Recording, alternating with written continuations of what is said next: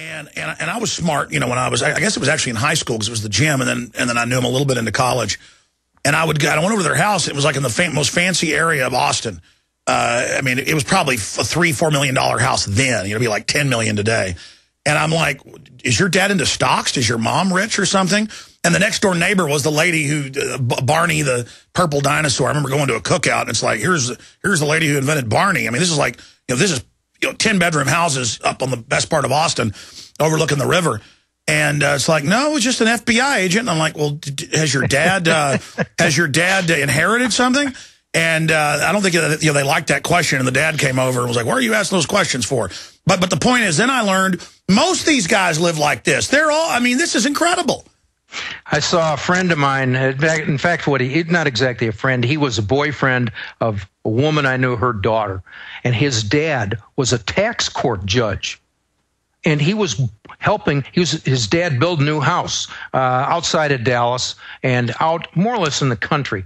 That house had to be worth at least $500,000. It had secret passages in it. It had a place you could hide and the rest of that sort of thing. There's no way that man was building that house on his salary as a tax court judge. It was just obvious evidence. The guy he was dirty. I like the son, but the father, I never met the father, but the guy had to be taking bribes. Well, they admit it now that police are keeping a lot of the money they seize. If they get it from the feds, they seize it, give it to the feds, they get it back directly. But if it goes into the state fund, they only get a certain percentage back. All right, I promise we're going to your phone calls on the other side with Alfred Adask. I'm Alex Jones. Infowars.com and PrisonPlanet.tv are the websites. Will be on TV tonight, 7 o'clock Central, PrisonPlanet.tv. You've been lied to. Lied to by the Wall Street propaganda machine, the government, and the talking heads in the media. The market has proven that it's more like a casino than an investment. And if you've had enough and want to keep your hard-earned money safe, this message is for you.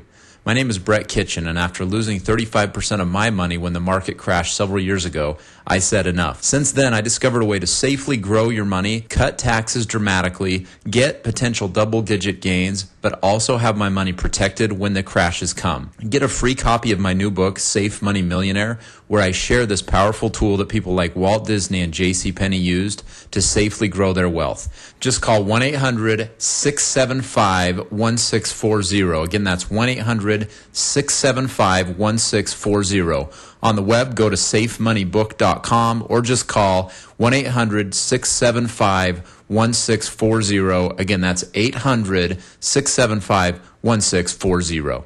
Hello, friends. Alex Jones here. You all know I've worked for years with Steve Shank and eFoods Direct. I have eFoods for my own emergency food supply.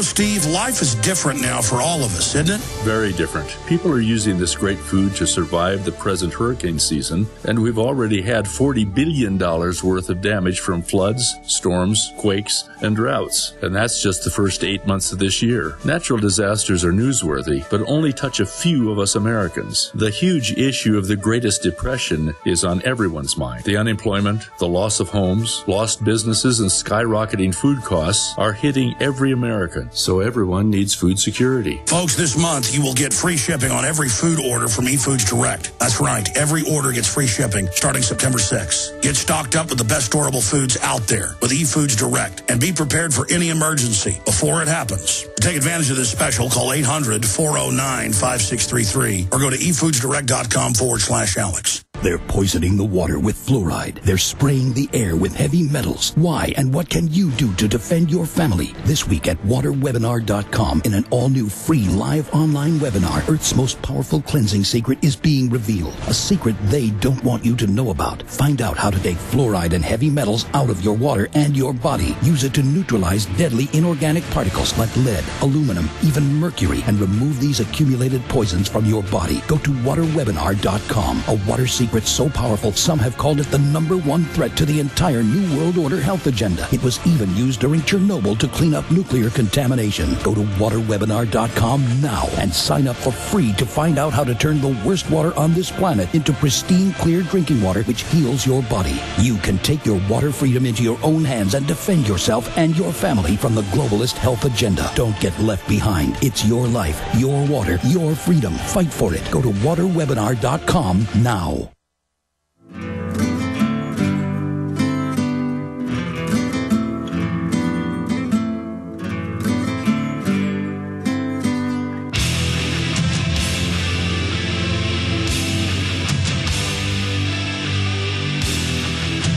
Looks like we're going to probably be able to get the gentleman who was arrested in New York for daring to speak out against the inside job.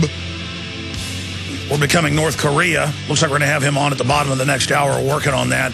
Alfred Adask with us, someone to the next hour. I appreciate everybody holding so patiently. I want to go to Michael, then Ken, then Mitch, then Bill, and Arnold, and others.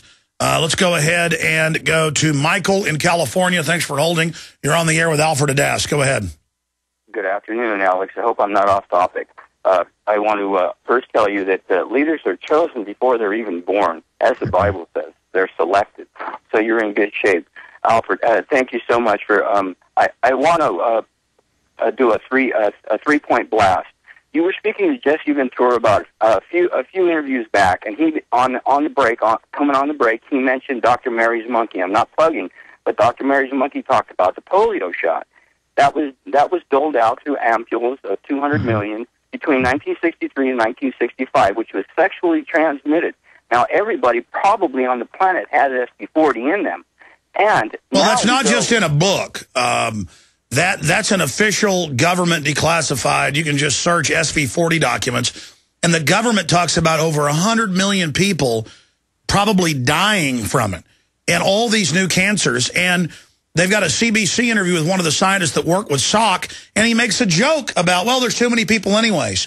I mean, yeah, we're killing hundreds of millions. You see, something Hitler couldn't even do, or Stalin, they just do right through the shots, but because it kills you 20, 30 years later, it's a soft kill. It's just like radiation. Oh, if it kills you in 10 years, so what? But if you drink something that kills you in 5 minutes, everybody gets really scared. Alfred, your view on that? Well, from their perspective, they don't want to kill you until you have outlived your economic usefulness. That's another reason. All right. If they can make everybody die at age 65, then the Social Security problem is resolved.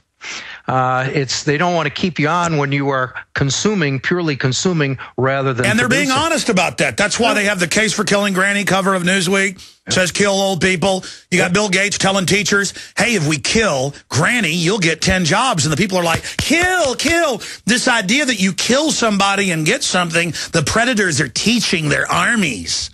Do you know why you shouldn't kill people? Well, you don't kill somebody unless you're defending yourself. Well, here's the fundamental reason why murder is wrong. It's because, in my opinion, Genesis 9:6, it says the reason you can't kill a man is because man is made in God's image. That's right. It's up to God.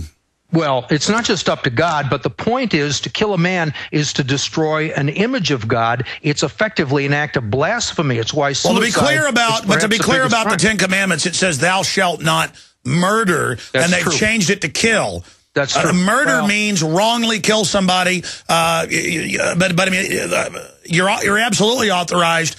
You know, the bunch of verses, if somebody comes in to kill you in the night, rise up and kill them. But this goes back to the concept of if they can reduce you to the status of animals, you're no longer in God's image.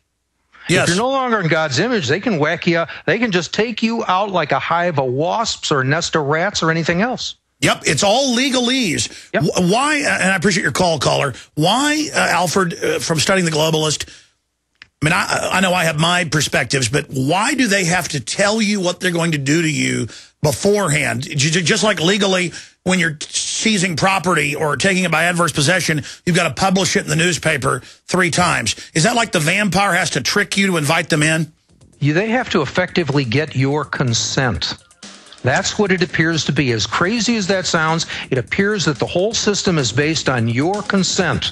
Do you consent to be an animal? Then we're going to treat you as an animal. And they have published that you're an animal in the law. Do you consent to that? Okay, then we can handle you like an animal. They need your consent. That's right. That's why everything's about getting you to consent. Yeah. Now, we're now scrabbling to a point where the talk is going to be over, and it's better to die on your feet than live on your knees. Everything I've done is tried to stop that. And I'm not for offensive operations, but you've got a right to defend yourselves. And there just comes a point where you don't want to go to a FEMA camp. I mean, you'll know. And then it's time to make a decision. Alfred, do you think we're getting closer and closer to decision time? I think so, but the one thing about it is this. When they have to force you, it becomes evidence that they're failing. It's not evidence of that they're gaining strength, but in my opinion, it's evidence that they're becoming increasingly desperate. When the system is working properly, they will fleece you and you will not even notice or complain. When they got to put a gun to your head before you surrender your fleece, it's evidence that they're really losing their fundamental power, which is deception and betraying trust, inspiring trust, and then betraying that trust. When they got to pull out the guns, they're in trouble. And it's same thing with Nazi Germany and so on. I mean, when they got to start pushing people around with guns, it's a sign that their end is near. But before we get there, we're going to go through purgatory or hell on earth, because they will not just roll over and surrender because they think, you know, they may be running out of gas. They're gonna hammer people if they possibly can. Well, they have to, because they're going to be brought to justice when they fail. I mean, we've got a cornered goblin we're dealing with here, and I totally agree with you that once the force comes in, that's because they're going into a whole new phase because they're desperate, and giving in to them isn't. Once they start the force, it doesn't end. People, you got to go through this. You know, it's not fun. It's not happy. Yep. It's like when your car starts rolling down an embankment. It's not fun, but hold on to the steering wheel and pray to God. You know, we're going through this thing, and that's the end of it, so you might as well batten down the hatches and get your cutlass. And I'm talking about cutlass in the info war. The pen is mightier than the sword. Absolutely. The info war is king. And who shoots first loses. Do you agree with that, Alfred? Yeah, I'd say that's probably true. And I'll tell you something else I've been telling people lately. I absolutely advocate gun ownership.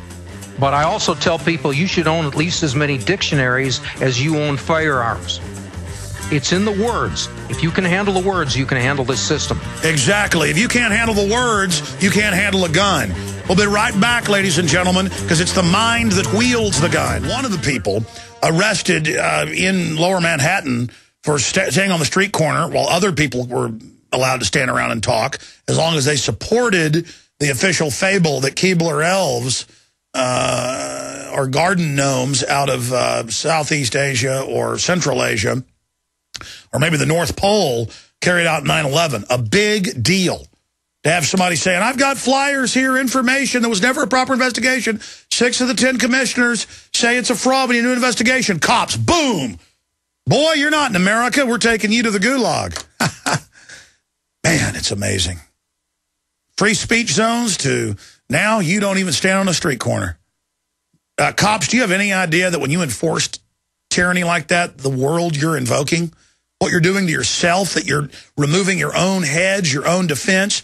That's the amazing thing about this is, Alfred, is that they've got people so unconscious, so unaware, and these cops will follow basically any order in many areas, especially areas like New York, Illinois, California, that we've gotten to this point. What would you say before we go to calls here quickly to people out there who serve the system? Because from all my research, the system enjoys abusing its own minions more than anybody else. And why is that in your view?